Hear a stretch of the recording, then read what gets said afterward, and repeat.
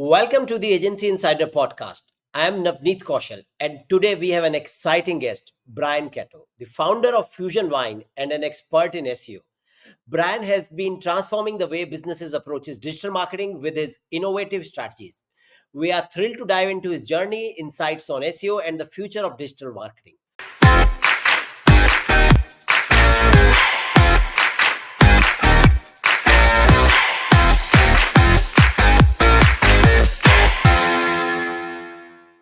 Welcome, Brian. Hey, thank you for having me on your podcast. Let's start with your journey. You began in web development and even had a stint as a musician before diving into SEO. Can you tell us about that transition and what actually drove you to the SEO? Yeah, so I was doing music and was actually a touring musician for about 15 years. We were signed to an independent record label for a little while, but did a lot of stuff on like kind of boots on the ground, living in a van with other individuals and touring around for weeks on end. But the big thing that I learned from that was number one, we had to do all of our own marketing material. Obviously, in the entertainment industry, it's a little bit brutal. You've got to be very, very sharp and very focused on what you're doing. I also got into a lot of guerrilla marketing strategies. So I've been asked what is that? And so one of the things that we had done was before a lot of shows, we would go out and we would kind of mingle with the crowd, before doors at a venue would open. We would actually go out and it was like, hi, my name is Brian. I'm the singer from such and such band. By the way, here, listen to this iPod. Here's us, on Spotify. Here's us on, different music channels. By the way, we're opening. And so we got very very innovative with some of our strategies, more so than just, come like our page, right? We got to be we had to be very strategic in our approach. So I did that for about 15 years, got into web development and actually had gone to college for business administration. And from there found out that I'm really good at like database design. Again, that really lends itself also to the back end development, and then having a front end aesthetic with obviously designing flyers, things like that for music. So kind of full stack, if you will. And then, after I had my son, it was kind of I don't want to be touring around for 4 to 6 weeks on end away from my family. And so kind of stepped away from music, at least the touring component of that, and I really dove into kind of web design. I was a manager for a granite company for a while, and then got brought in as a project manager, and it morphed into or a project manager for a marketing company. Then that kind of morphed into being the head of SEO, head of paid search at the same time. So I'm wearing like 3 hats all at the same time. And did that for about just under 5 years before I started my own agency. And here we are today. Wow, that's quite a different journey than I usually hear with my guests, Right. honestly. Right. Now, and what inspired you to start Fusion Wine? And honestly, what does Fusion Wine means? So Fusion Vine was just, it was a name that I came up with. Just, we combine a lot of different elements when it comes to digital marketing. Again, kind of taking that guerrilla marketing approach. We do a lot of things that you might consider more aggressive or potentially fringe or things like that. But we also, combine different elements. I mean, you've got to, as the marketing industry is today, you have to be able to combine, content. You have to be able to integrate, link building, be innovative, capture your audience. You've got to consider things like CRO, conversions, all of these things like that. And I think long gone are the days of like just being an agency that focuses on like just one vertical or just one thing. In a lot of ways, SEO has kind of gotten to the point where unless you're able to captivate the audience and unless you're able to bring them in and be a solution for them, unless you're super niche down and boutique with it, SEO in general is kind of becoming a little bit of a commodity. And so that's why in general, like we actually don't sell SEO per se. It's a tool in our toolbox that we'll leverage, but we do a lot of these other things like brand building, strategic design, brand voice, sometimes PR. We've even done things like physical, like billboard signs, things like that. So it goes beyond just we're a digital marketing company or we do one thing. We actually help build brands. And so I'm sure there would have been some initial challenges. So, I mean, can you tell us about the transition and the initial challenges you faced when you founded Fusion Wine? Yeah, so I think the biggest thing for a lot of, and especially for a lot of entrepreneurs, the biggest challenge is going to be like understanding that business acumen, right?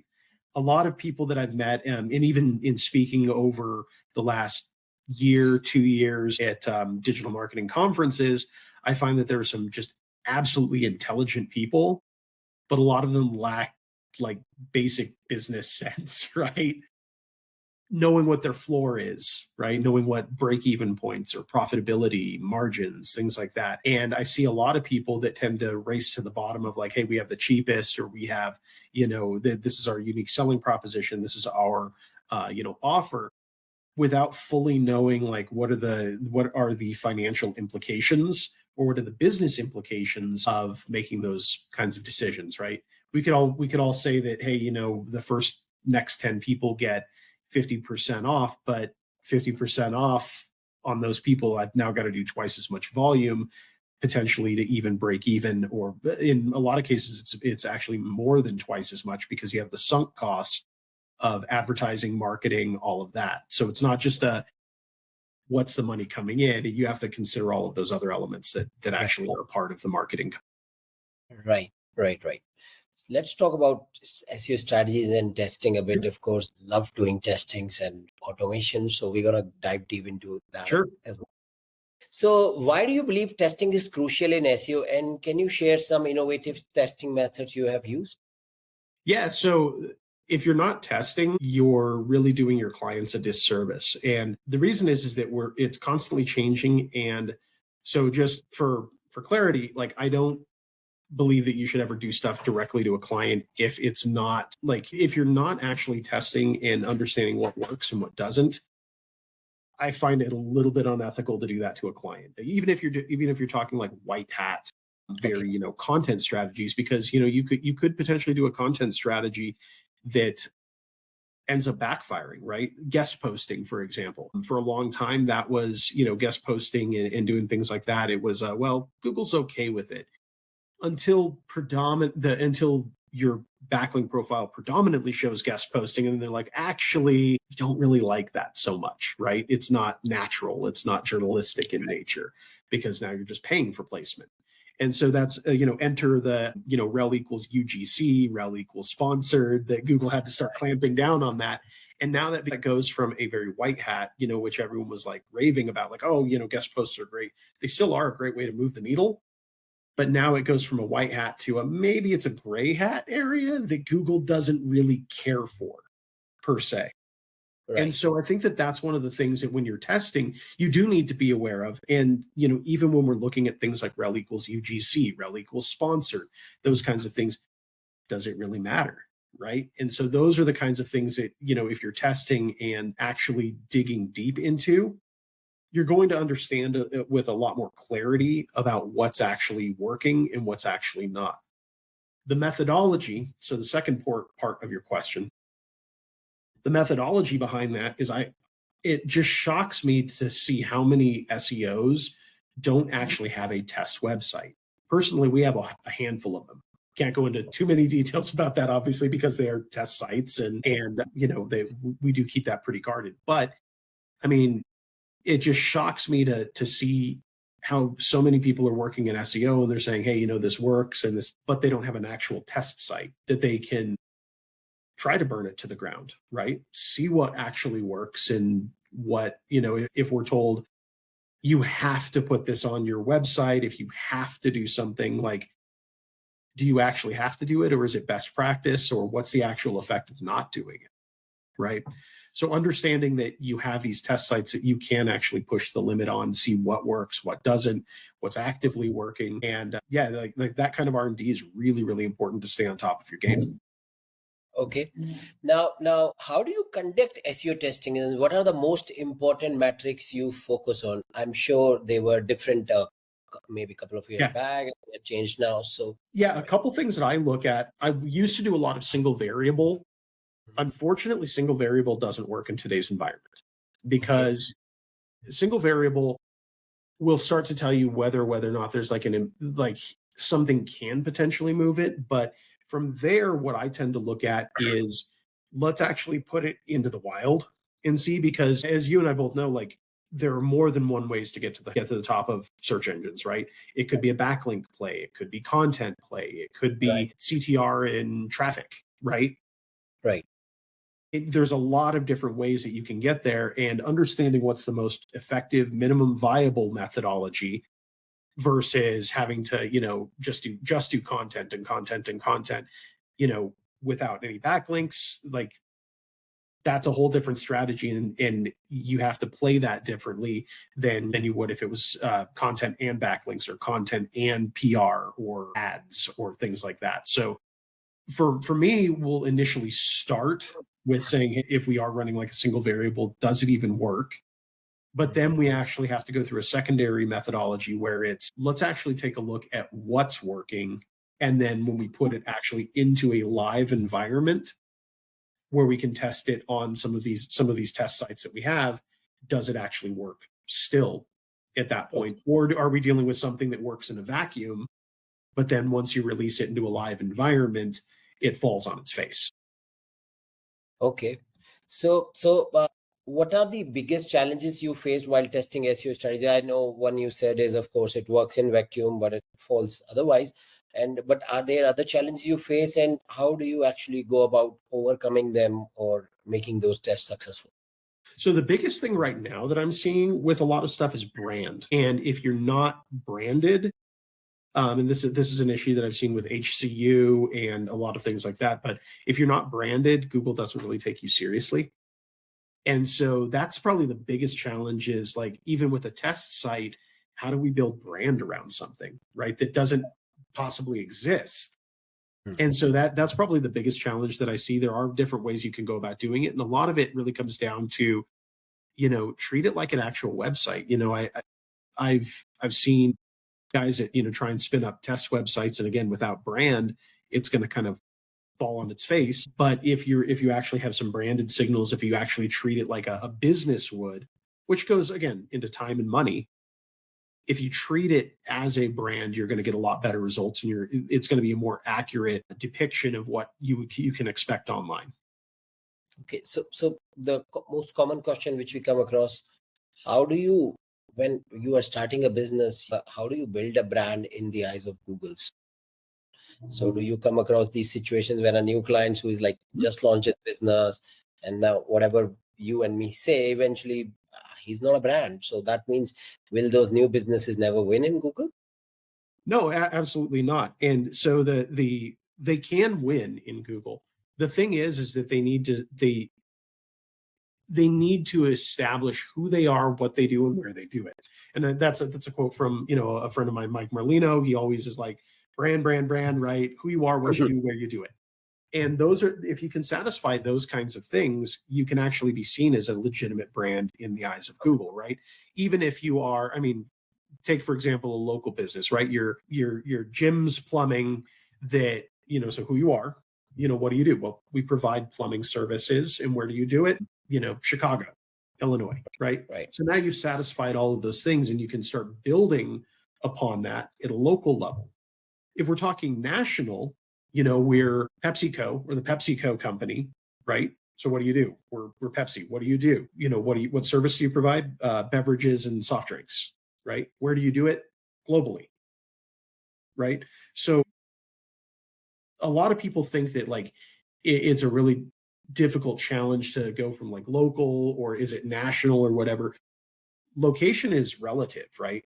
Are you Okay. are you local to your city, your neighborhood, country, Right. the Milky Way galaxy, right? If we're Right. talking interstellar, Right. but it's all relative. So understanding and kind of painting that picture for Google on who you are, what you do, where you do it, and understanding how your brand fits into that, that's a really important factor. And that's kind of how we tend to approach it. I would also add to that, typically, if we're starting from ground zero with a client, that's where I want to look at, how brandable is the name. If it's something that's super common that we're going to be, let's say I had a product called, Amazon streaming, right? Good luck trying to rank that. It's Right. not going to happen. because you have conflicting brands with someone like Amazon, which you're going to go up against, and you're never going to outperform that. So from a strategy perspective, that's where I would tend to look at how brandable is the name. Is it something that we can potentially look at and think of contingency planning, right? If we were to call the business, Navneet's SEO company, well, if you ever step out of that, well, that starts to feel a little bit weird now, right? Where your brand page traffic, that makes a lot of sense because either with you or without you involved in it, it's still brandable. You can switch things out very easily, but again, it's all about the brand. Right. Now, can you share some insights from your recent SEO test that led to significant client? Yeah. So one of them that we recently did, again, with brand, is that we ended up having close to a 400% increase in traffic within 6 months. Wow. And a lot of it was just who they are, what they do, where they do it. And this was in a larger metro area, but a lot of it came down to understanding those foundational components. Obviously, good on-page SEO, off-page signals. We did a lot of social. A lot of people sleep on social, but having all of these signals kind of combined together, you're going to get a considerably better result than you would with just doing on page or just doing off page, just doing ads, right? Having these combined signals, you can amplify what you're doing. Right.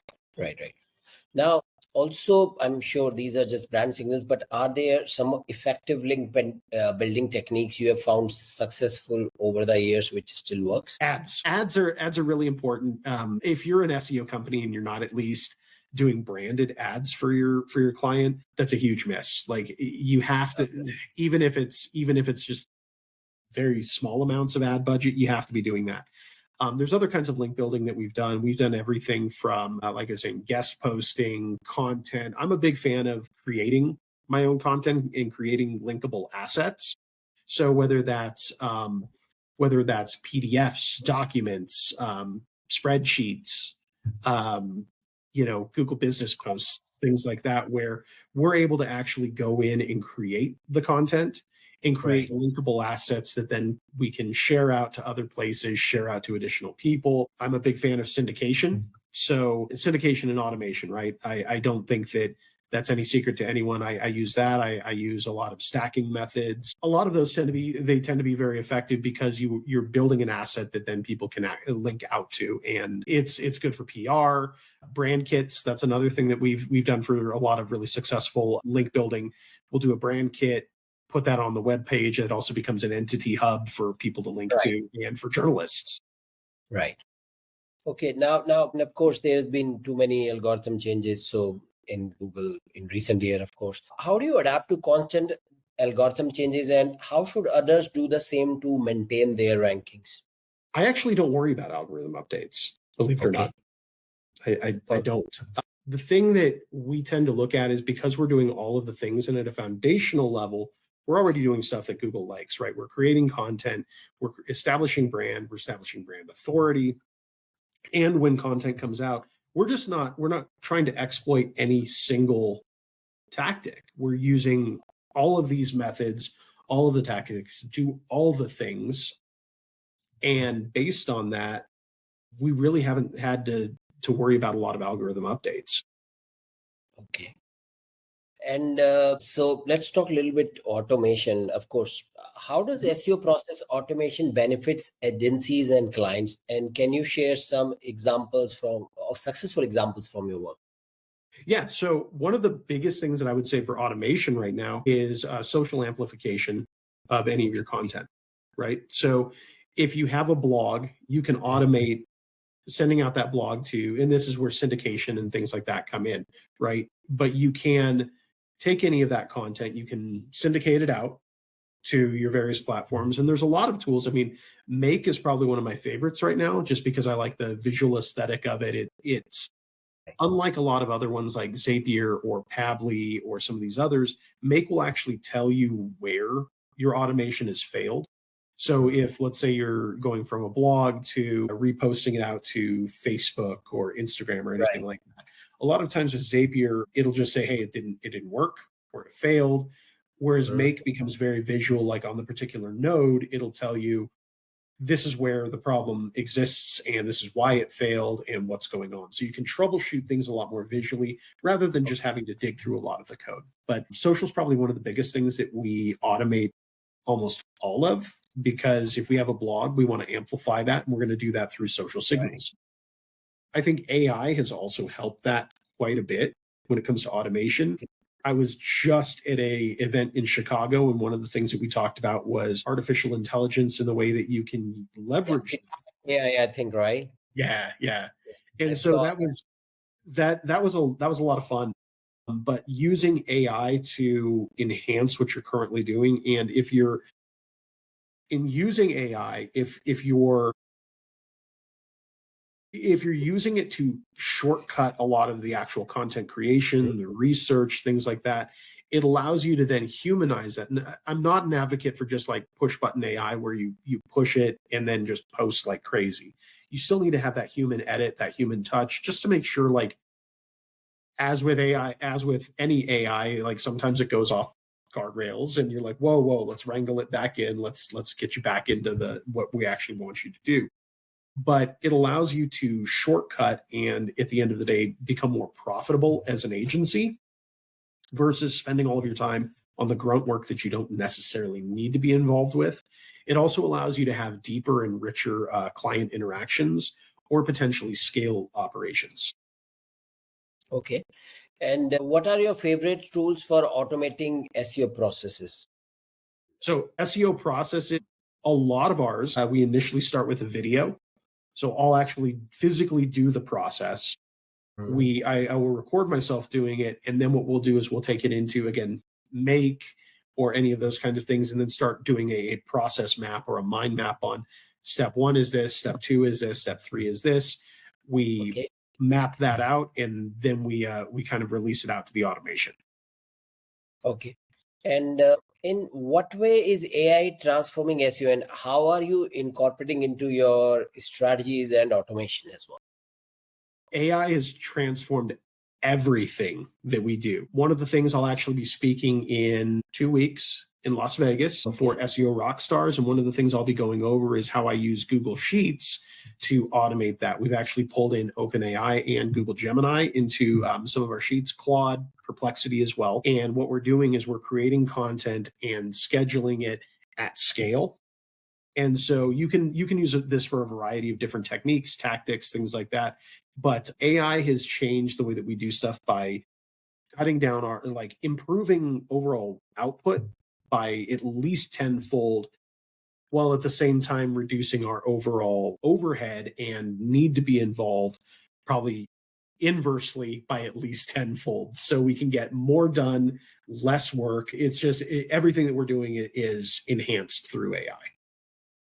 Okay. I mean, how do you leverage AI to enhance content strategies from creation to optimization, or you just run a prompt and boom?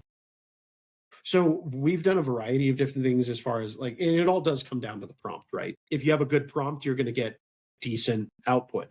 I think the Right. problem that I see with a lot of people is just lacking the knowledge of what works with a prompt.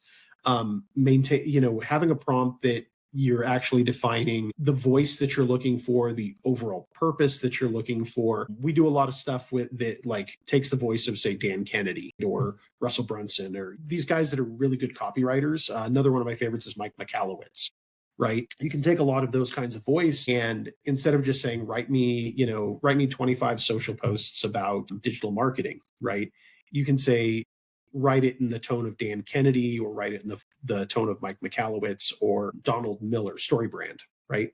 So these guys that are really humanizing the way that things work, or the approach to content, and you're going to get a much better output than you would just by saying, give me Facebook posts, right?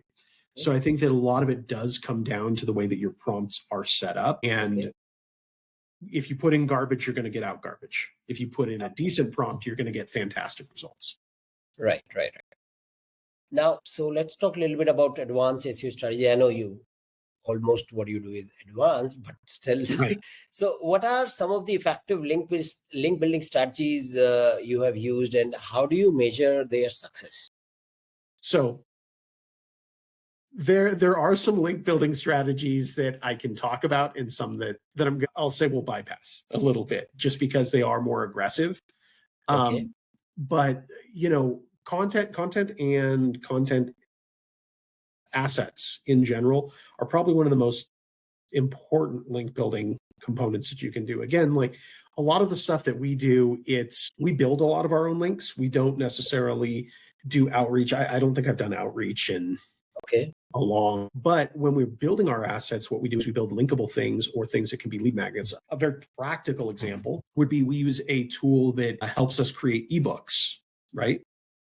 Now, who wouldn't want an ebook, even for $1 is like a lead magnet that gives you actionable tips to optimize your Google business profile or to optimize your on-page strategies, right?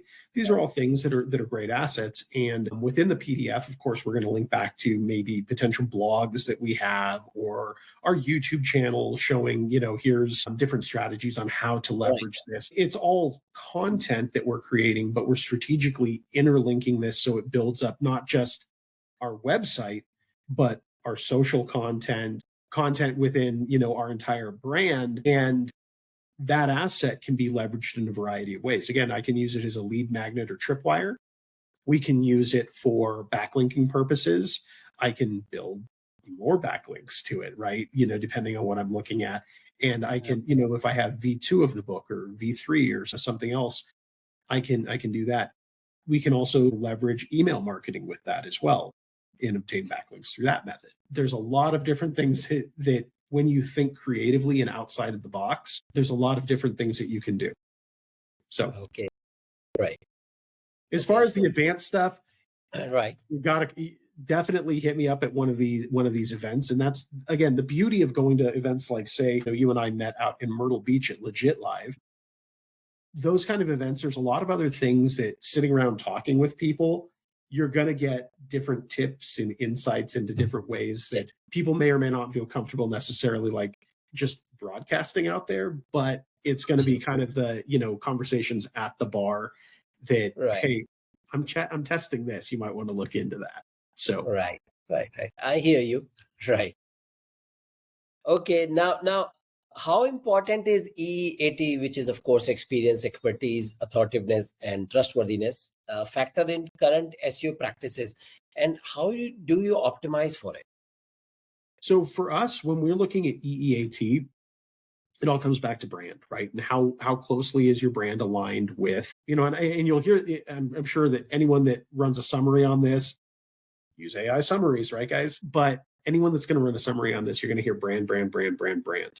And that's absolutely huge. I know several people, and the guys that are actually crushing it in the industry right now, they're doing this and they're looking at those kinds of signals. So when it comes to EEAT, one of the things that we look at is how well is your brand known? How well is it established?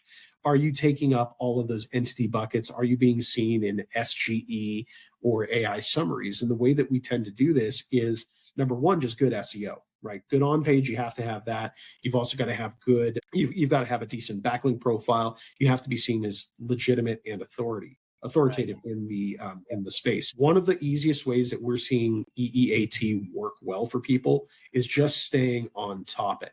So one of our strategies, and a very actionable one, I've talked at a couple conferences recently, is we use a 5-bucket system. Okay. And so the way that we do this is there are 5 things that define what a business, what they do, products, services, things like that. And so we tend to focus on those 5 things and then build continuous content around that. So, for example, my agency, we do website design and development. We do search engine optimization. We do paid media placement. Like PPC is such a dirty word. People don't like using it. So search engine marketing, or SEM, right? We'll call it that. We do cybersecurity. And then we also work with like brand strategy. So out of all of those particular components, one of what we'll do is we'll rotate through each one of them. So we might talk about brand strategy in one blog, and then we're going to go to maybe our SEO, talking about, how SEO can relate to brand strategy. We're going to talk about website design and development. We would have a sixth in there, social media, online marketing and brand strategy, things like that. But then we would talk about potentially the implications of securing your website and having things that are possibly watermarked or things like that, right?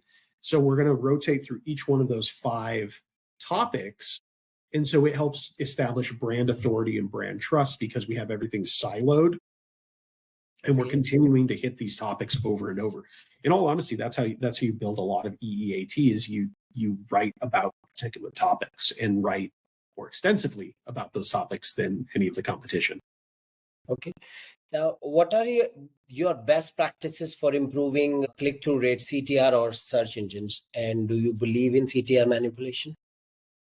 I was going to say that the last part of that's a little bit of a baited question there. CTR works. It does matter. Now, depending on CTR manipulation, you can go through automated means and methods.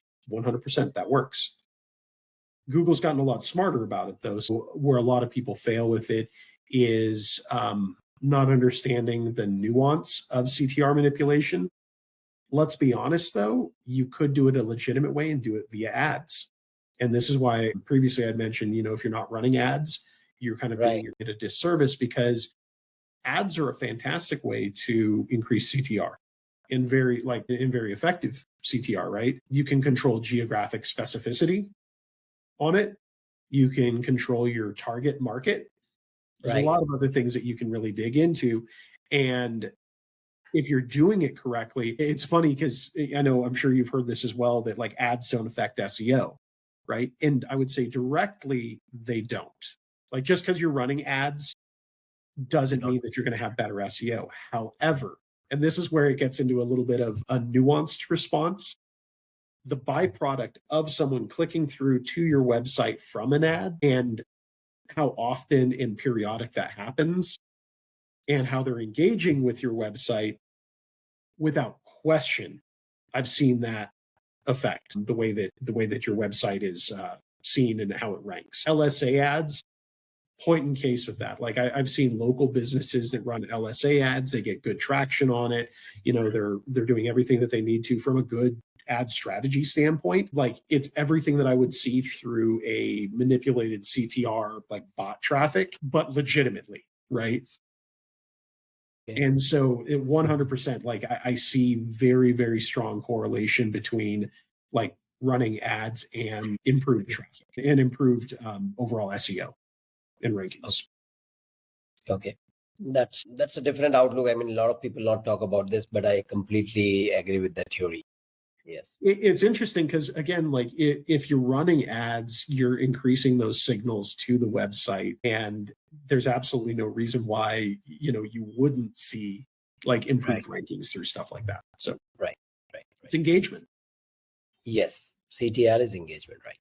Now let's talk a little bit about current trends and challenges in SEO. As we look at 2024, what are some key trends in SEO that agencies should be aware of, which will carry to 5?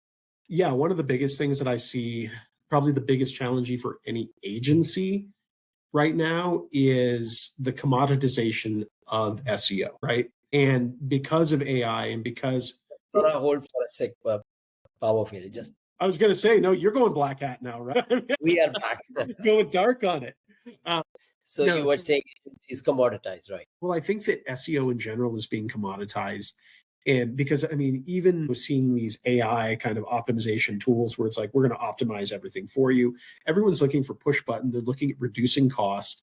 They're looking at trying to reduce overall effort, right? And so I think the issue for a lot of agencies is going to be defining who they are and their position within the market, right?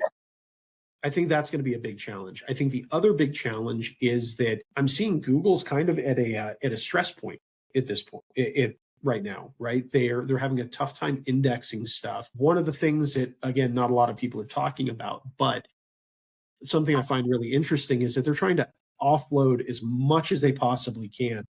One of the conferences I'd spoken at recently, they were talking about the actual cost for Google to operate its search engine functions, right? And you're talking in the billions of dollars for it to just operate, right? Keep the lights on and, just function day-to-day business as usual. And from a business owner standpoint, that's a big bill to pay and understand. I mean, so it makes sense why they would prioritize things like monetization, their ad revenue, things like that, because hey, that's what makes them money.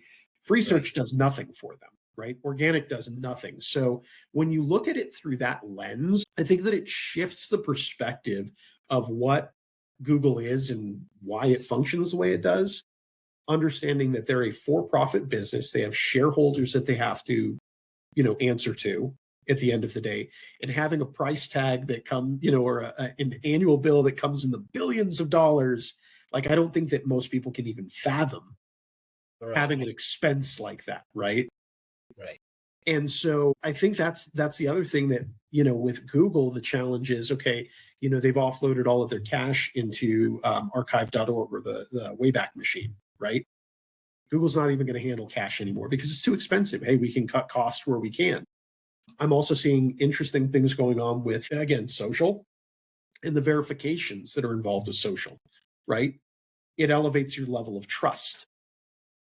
So if you have your blue check marks, again, you're going to have to pay for these kinds of things, but that elevates a level of trust where you may not have had that before, right? It establishes that, yes, there is an actual person behind this. It's not just some, fake profile that gets spun up, has zero trust signals in it. You're actually showing, yes, there's a person behind this particular profile, and you can corroborate that with online, like offline signals as well.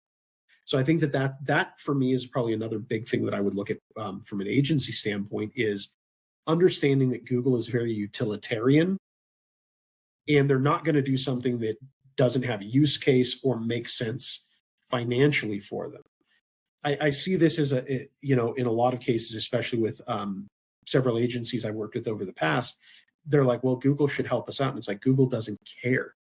They really don't. Really what they care about is it profitable for us? And just as like I was saying, as a business owner myself, or as you, if you were losing money on a particular venture, you'd probably stop that venture as much as you possibly can. The only reason why Google doesn't turn off search is because of the data that they can mine or harvest off of that. Yeah. In which in turn they can sell more ads and they can monetize more effectively and they can get their cut at the end of the day. And so I think that that's a really important thing for agencies and SEOs in general to understand, is that you have to think through, like, how does this relate to Google's overall profitability? And if it doesn't add to their bottom line, they're probably not going to do it. I agree for most part of it. Of course, it's end of the day, it's Google. It's just profitability, which they look more. They're a business. I mean, you can't fault them for that, right? Like they're in business to make money, just like the rest of us. And I don't see it as like they're going to do something benevolent or altruistic to just out of the goodness of their heart. Like, there's purpose behind everything that they do. And that purpose at the end of the day is to stay in business and be, the dominant search engine on the market. Right. So, and make money, right? Of course. So let's talk a little bit about client management and agency growth. What are your most effective methods for generating leads in the digital marketing space? So with digital marketing, again, it comes down to the assets that you're creating, promotion of those assets. I'm a big fan of the Pareto principle, so 80-20 rule. And in my opinion, 80% of it should come down to the promotion of your assets, whereas 20% is really the creation of them. So I've seen guys that are mediocre at best. And I'm sure we see this all the time in Facebook, right? You get nothing against young kids, but it's really, really hard for me to take someone seriously where they're like, I'm 18 years old, or I'm 21 years old. I'm crushing it. I'm a multimillionaire. And there are those guys out there. But the reason is because they're actually out there being social, putting their name out there. And, I've seen the same thing with like a lot of these private groups, be it School, Circle, Discord, all of these kinds of things where these guys are like, hey, come into my group and it's $20 a month, $100 a month, anything like that. They're making thousands on these things. And to be quite frank, a lot of them have either just gone through maybe a course and been like, okay, well, I'm going to adapt this. A lot of them it goes back to, maybe some of like, Dan Kennedy or, Alex Hermosi, stuff like this, where these guys are like, they have great concept. These kids learn some of this stuff and then they're actually out there promoting it. Do these kids actually know anything about running a multi-million-dollar agency? Probably not. But they're able to go out there and they're able to promote themselves and carry themselves as like, hey, look, we've done this. I do have to laugh a little bit, I'll be honest, with a lot of the social, like, hey, I've made all this money kind of stuff. A lot of times what I see is I make a course, say that I'm making all this money, you pay me to make a lot of money, and then I brag about how I made all the money. Right. And so it's kind of this weird cyclical kind of a thing that's like, but you made the money off of bragging about how you had money. Right. You may or may not have made a course, and now you actually have the money. So which one comes first, the chicken or the egg, right? To me, that's probably the biggest thing from agency growth is just being out there. Again, like a little bit of a tangent there, but if you're not out there actively pursuing marketing, you're going to get passed by guys that do. Okay. So, All right. And what strategies have you find effective for scaling a small digital marketing agency? scaling Except small digital besides marketing that, agencies. So one of the things that I would recommend for small digital marketing agencies, and especially if you're bootstrapped on Mhm. cash, is you can niche down. Obviously, niching down is going to be a really effective method to scale out. I would caution, be very careful about not taking on too many clients in a particular area because that can start getting into some ethical concerns if you're trying to rank more than one person in especially a very small market Right. for a specific vertical.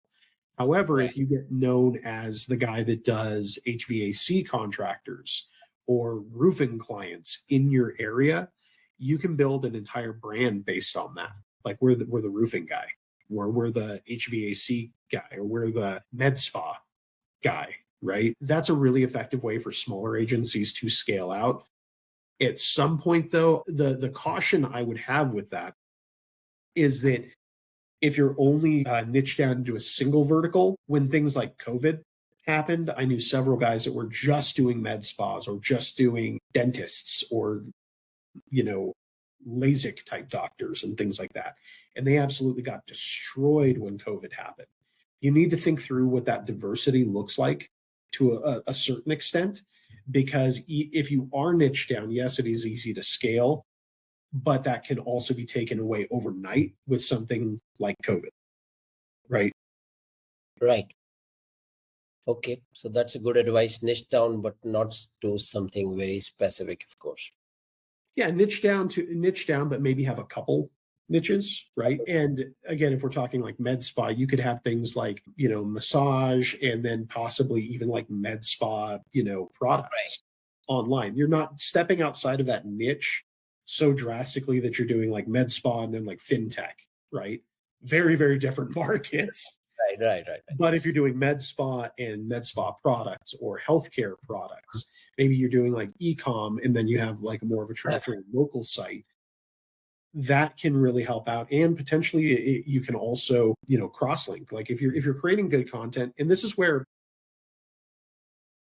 so a lot of people get really freaked out about things like PBNs. We're going to go off on a little unscripted here, but we'll talk a little bit about this. A lot of people get really weirded out about things like PBNs.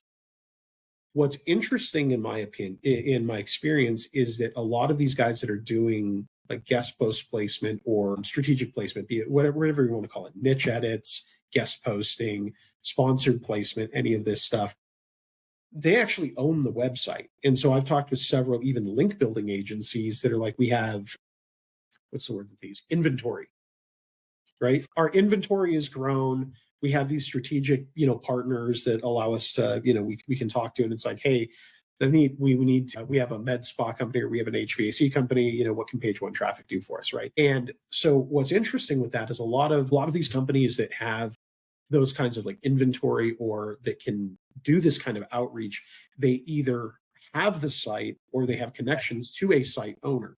Now, the difference between a crappy PBN that's just used for link building or a webmaster is the care and effort that you put into the website. You could 100% own 500 websites, and if you didn't care about them, you're just spinning them up for backlinks, you're going to get labeled. Did my camera just die? Yes. My goodness. I don't know what happened there. You are back. Okay. We'll add it. So as soon as I start talking about PBNs and stuff, Yeah.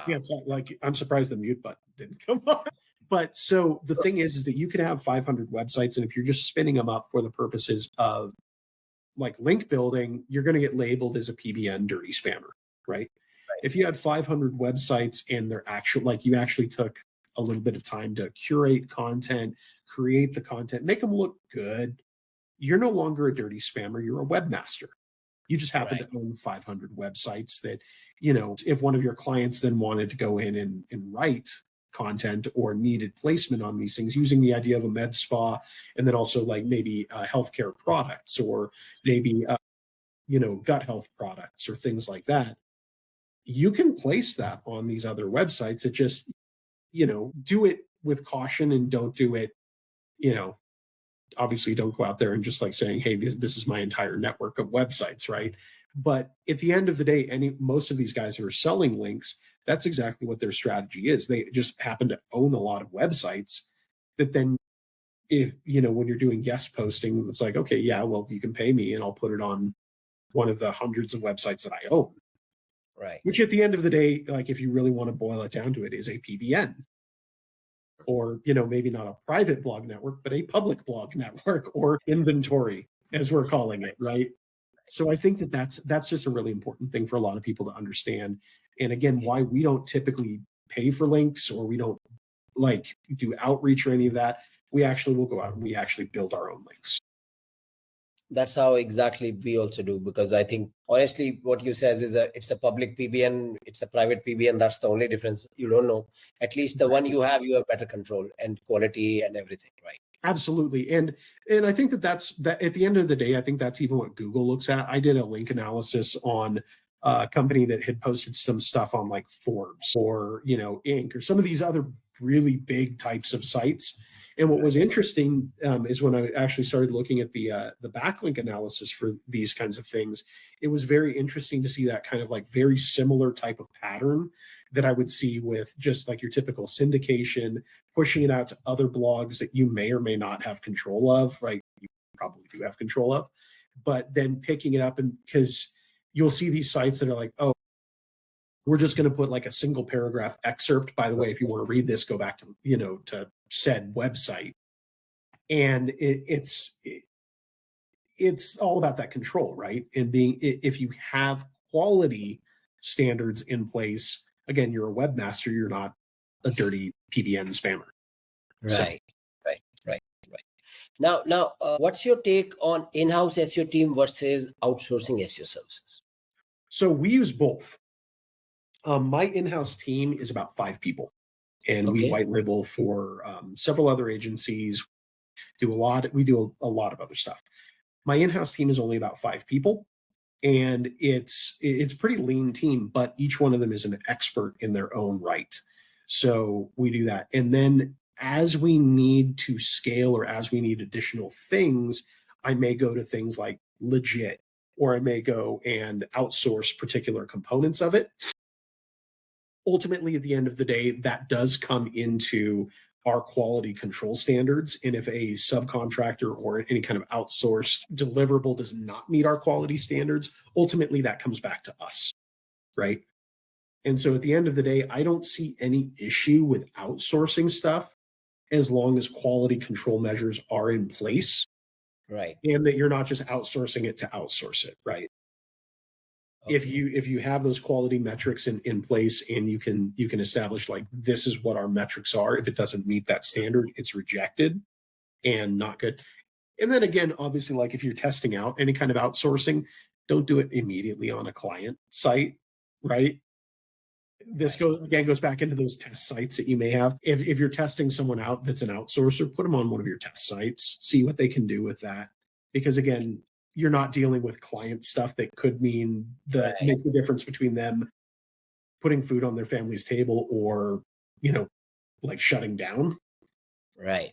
So that's one of my pieces of advice for any agency is like Okay. test your outsourcers before you actually put them on active projects, please. Absolutely. And what strategies have been effective for you in attracting and especially retaining clients? So the biggest thing is setting expectations. And I think that that's where a lot of agencies, when they do have a high churn, there's a lack of expectation setting for their clients. So what ends up happening is they'll promise the world, or their sales team will promise the world, and then when it actually comes to deliverables, that's lackluster, and that's where they fall short. I think that establishing realistic goals and expectations are absolutely critical to the success and retention of clients. Okay. And how can agencies differentiate themselves in such a crowded market? I know you said niche down, but are there any other ways also to differentiate?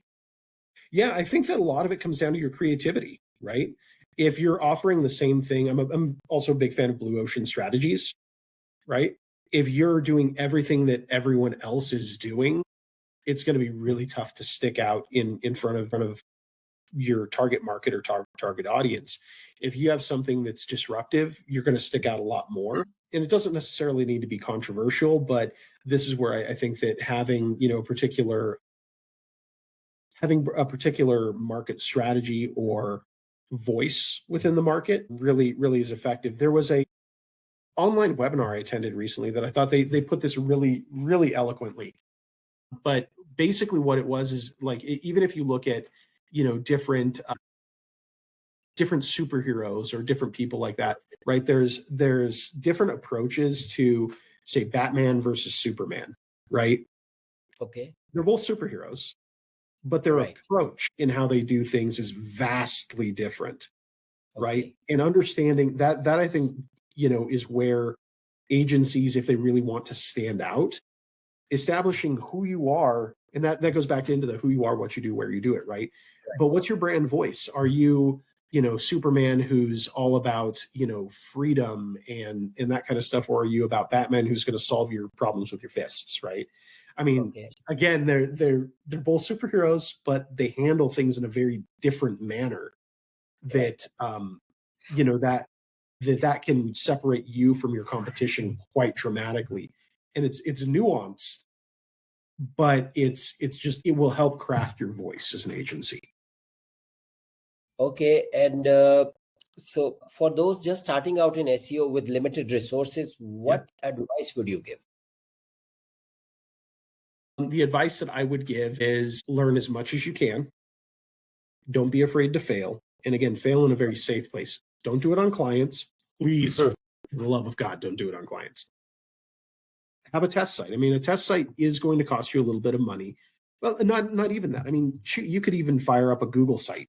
You could fire up a free Weebly or Wix site. Learn your basics on that. Try and rank something. And I see a lot of guys that just want to immediately jump into let's get paid on stuff. And that's great. That's effective, but like if you don't know what you're doing, you're going to have to start somewhere. Just watching, videos on stuff, watching YouTube University, right? Those kinds of things that'll get you so far, but without practical application, you're going to be very limited. So that would be my advice. Like fire up a Google site, fire up a free Weebly or Wix or anything like that. Try and rank it, right? You are going to run into some significant challenges, right? Without having an actual domain, without having something that Right. is seen as a bit more legitimate. You will run into challenges. However, you're going to learn a lot in that process. The other thing that I would also recommend is don't be afraid of these labels like necessarily white hat, black hat, purple hat, whatever. Understand what they are and understand that it's about risk. And at the end of the day, I think that's what it is. I have some pretty unpopular opinions about some of this stuff, but at the end of the day, I think what matters is that you can do something and is it high risk, high reward, low risk, high reward, high risk, high reward, or high risk, low reward. Okay. You want to understand like what do each of these things, whatever the tactic is that you're doing, CTR manipulation can be super, super advantageous to do, but it's also a high risk, high reward thing. If you screw it up, you're going to bury a website. That's not something I necessarily would want to do to a client. Right. Now, things like blogging, relatively low risk, medium to high risk, or medium to high reward, we'll say. So low risk, medium to high reward, depending on what the blog is, right? Depending on link building strategies. It could be, moderate risk to moderate to high reward on that. Just depends. And so I think that if you're just starting out and you're bootstrapped on cash, understanding what these things are and listen to both sides of things. Don't get so entrenched in we're all about this one strategy. Take in a bunch of strategies, then determine what makes sense for you. Okay. Right. I think that makes more sense rather than just trying to have just one strategy and trying to copy some of the strategy. I think it totally best and what works for you and try to do multiple tests. Yeah, absolutely. And so the thing that I tend to see though too is like, so my background initially when I came from it was from like after I did development and I actually did reputation. I still do a lot of reputation management, but the thing is that when people were just like, oh, content is king and all you need is content, that is true. Content does matter. However, without links, content is kind of like having that proverbial Lamborghini that all of us talk about in the SEO industry, right? It's like having the Lambo in your front yard or in your driveway, but no gas or no petroleum, right? It's great. You can take some awesome Instagram photos. You can be like, look at my content. It's so awesome. Look at this Lambo. It's so awesome, right? But it's not going to go anywhere. On the flip side of that, if all you're doing is link building, then you have a big, 5-gallon thing or, big container of gasoline, but no car. What could you do? You could do all kinds of stuff with it. I mean, you could light it on fire. You could do whatever, right? But without something to actually use it with, you just have gasoline. Combine the two of them. Now we're driving down the road going pretty fast, pretty far, right? But you have to understand that. And that's, I think, where I see the biggest difference between like white and black hat is like people will be like, white hat, you've got to just do content. But without link building, you're not going to go anywhere. On the flip side of it, link building without good content, you're not going to get the conversion. You're not going to get the traffic. It's pointless effort because you'll have to do more link building. You still don't get the traffic, or it's going to be pushing, trying to push things in opposition of gravity. And you're going to have to push harder and harder and harder, and you're still not going to get the results that you're looking for. So it's got to be a combination of both. Okay. Looking ahead, what do you see as the future direction of SEO and digital marketing?